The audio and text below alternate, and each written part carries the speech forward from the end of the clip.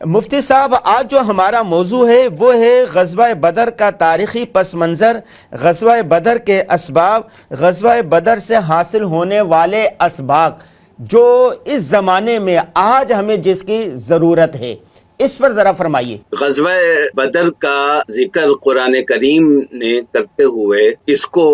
یوم الفرقان کہا ہے، یعنی وہ دن جس نے حق اور باطل کے درمیان ایک پکی لکیر کھینچ کہ اس لکیر کے اس طرف حق ہے اور اس لکیر سے باہر جو کچھ ہے وہ باطل ہے، یعنی بے معنی ہے، اس کی کوئی حقیقت نہیں ہے۔ رسول اللہ صلی اللہ علیہ وسلم کی ظاہر ہے کہ سب سے بڑی خواہش تو یہ تھی کہ قریش بحیثیت مجموعی اسلام قبول کر لیں اور مکہ مکرمہ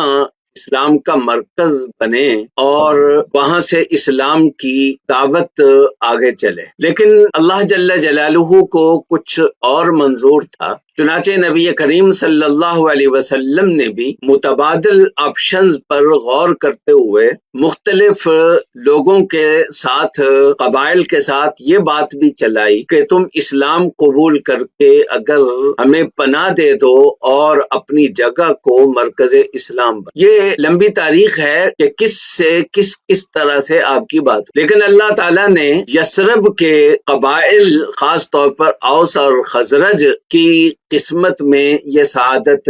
چنانچہ ان کے ساتھ باقاعدہ 2 مرتبہ معاہدہ ہوا،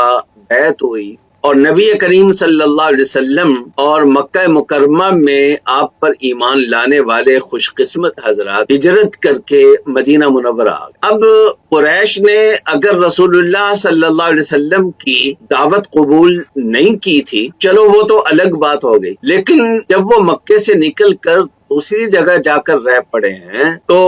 وہاں تو آرام سے انہیں اپنا کام کرنے دو، جیو اور جینے دو، لیکن قریش کی پالیسی یہ نہیں تھی۔ انہوں نے ہجرت کے فوراً بعد رسول اللہ صلی اللہ علیہ وسلم کو مدینہ منورہ میں بھی ٹکنے نہ دینے کی، بلکہ نعوذ باللہ آپ اور آپ کے ساتھیوں کا وجود ختم کرنے کے منصوبے پر غور بلکہ عمل کرنا شروع کر، اور اس مقصد کے لیے بڑے زور و شور سے مکے میں دعوت چلی، اور اسی سلسلے میں ایک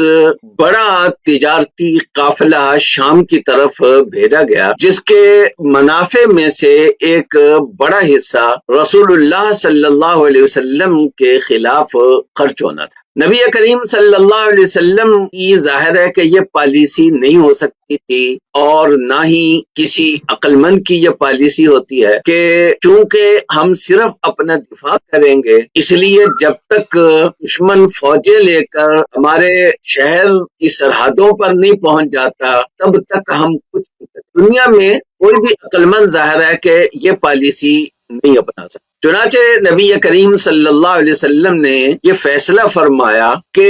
فتنے کو آگے بڑھنے دینے سے پہلے ہی ابھی سے ہی اس کو سنبھال لیا جائے، اس کو کچل دیا جائے، اور قریش کو یہ بات سمجھ میں آ جائے کہ جیو اور جینے دو کے اصول پر چلتے ہوئے ان کو بھی اپنی دعوت پھیلانے کا موقع ملنا چاہیے۔ قریش اس بات کو ظاہر ہے کہ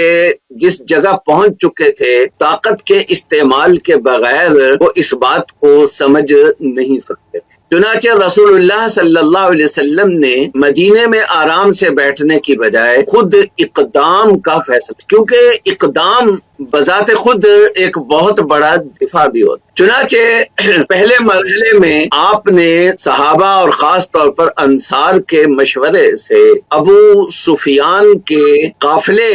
کے ساتھ مزاحمت کا فیصلہ کیا، ان کا راستہ روکنے کا فیصلہ کیا، لیکن وہ قافلہ کسی نہ کسی طریقے سے بچ نکلنے میں کامیاب ہو۔ اس قافلے کے شرکاء کی تعداد بھی کم تھی اور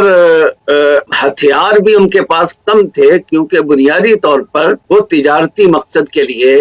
نکلے ہوئے، اس لیے ان سے لڑنا کافی آسان تھا اور فائدہ مند بھی تھا۔ لیکن اللہ جل جلالہ فرماتے ہیں کہ ہمارا فیصلہ یہ تھا کہ ایک چھوٹی سی جماعت کے ساتھ تمہارا ٹکرا کرانے کی بجائے ایک بڑی اور ذات الشوکہ دار جماعت ہے، بڑی تعداد میں ہے، بہت مسلح ہے، اور تمہاری تعداد اور تمہارے وسائل کو ان سے کوئی نسبت نہیں ہے۔ اللہ تعالیٰ اس جماعت سے تمہیں ٹکرانا چاہتے تھے، کیوں؟ لیحق الحق ویبطل الباطل ولو کرہ المجرمون۔ لوگوں کو اچھا لگے یا برا لگے، اللہ کو اس کی کوئی پرواہ نہیں ہے۔ اللہ یہ ثابت کرنا چاہتے تھے کہ یہ حق ہے، اور اللہ اپنے رسولوں کی نصرت کا جب وعدہ کرتے ہیں تو وہ اس طریقے سے پورا کرتے ہیں۔ یہ ثابت کرنا تھا کہ اس چھوٹی سی جماعت کے ساتھ اللہ کی طاقت ہے، اور دوسرا فریق جو ہے وہ باطل ہے۔ عربی زبان میں باطل کہتے ہیں جس کا وجود ہی بالکل بے معنی ہو، بالکل خالی چیز کو باطل کہا جاتا ہے، یعنی اس کی کسی بھی اعتبار سے کوئی حیثیت نہیں ہے۔ تو اس طریقے سے نبی کریم صلی اللہ علیہ وسلم نے دوبارہ، یعنی ایک مرحلے کے بعد جب دوسرا مرحلہ سامنے آیا، جب ابو جہل 1000 کا لشکر لے کر آ رہا تھا، جو ہر طرح کے اسلحے سے، ساز و سامان سے مسلح تھا اور غرور کی انتہا پر، یعنی ابو جہل کے راستے میں جو خطبے ہیں وہ اگر آپ پڑھیں تو آپ کو اندازہ ہوگا کہ اس کے اندر طاقت کا نشہ کتنا زیادہ تھا اور وہ غرور کی کس انتہا پر پہنچا تھا۔ لیکن اللہ جل جلالہ نے اس غرور کو توڑنا تھا، اور ان کے بڑے بڑے سرداروں کو ایک چھوٹی سی جماعت کے مقابلے میں، بے سر و سامان جماعت کے مقابلے میں لا کر ان کو ذلیل کرنا تھا، ان کو رسوا کرنا تھا۔ اس لیے کہ بدر میں انہیں صرف شکست نہیں ہوئی بلکہ انتہائی رسوا کن قسم کی شکست ہوئی۔ یہ تھا غزوہ بدر کا پس منظر۔